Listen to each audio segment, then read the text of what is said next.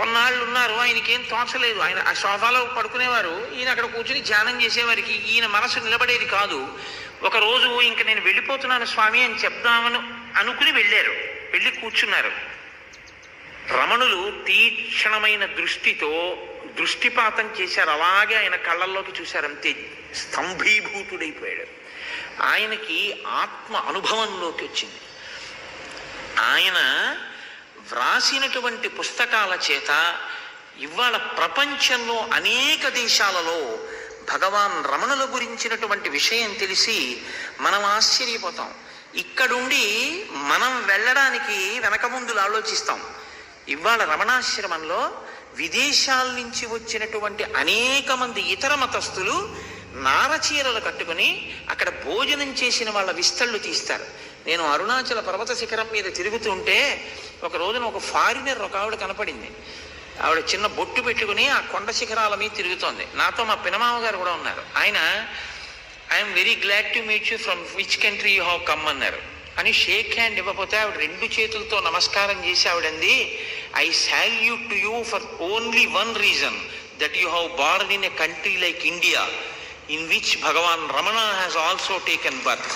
You are so lucky that by undertaking a journey for one night you can come to Arunachala. But whereas we are staying back in a far off country from which we have to come over here after taking visa and passport and spending thousands and thousands of rupees. This is the grace with which you have been benefited. అంటే ఆయన ఆశ్చర్యపోయి నమస్కారం చేశారు. మీరు అదృష్టవంతులు. మేము ఎక్కడో విదేశాలలో ఉన్నాం. పాస్పోర్ట్లు వీసాలు కొన్ని వేల రూపాయలు తీసుకున్న తర్వాత కానీ మేము ఈ దేశానికి వచ్చి అక్కడ తిరగలేము. మీరు ఒక్క రాత్రి ప్రయాణం చేస్తే ఇటువంటి సిద్ధపురుషుని యొక్క ఆశ్రమానికి వచ్చి ఉండగలరు. మీరు అదృష్టవంతులు ఈ దేశంలో పుట్టి. మీ వంటి వారితో నేను కరచాలనం చెయ్యలేను. మీకు నా రెండు చేతులతో శిరస్సు వంచి నమస్కరిస్తున్నానండి ఆవిడ. నేను నిజంగా ఆశ్చర్యపోయాను. మనం ఎంత అదృష్టవంతులమో మనకి దానివల్ల తెలుస్తుంది. అందుకే జటావల్లభుల పురుషోత్తం గారు మాట అంటుండేవారు, ఈ దేశ వైభవం అంతా సిద్ధ పురుషులదే అంటుండే. మహాపురుషుల వలనే ఈ దేశానికి ఈ కీర్తి వచ్చింది.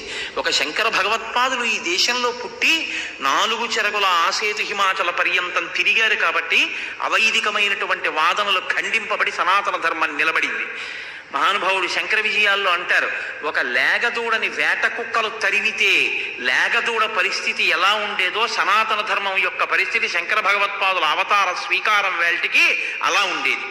అందుకే శంకర భగవత్పాదులు అవతరించిన తరువాత సత్యదండాన్ని చేతపట్టి అవైదిక వాదనలు ఖండించి సనాతన ధర్మం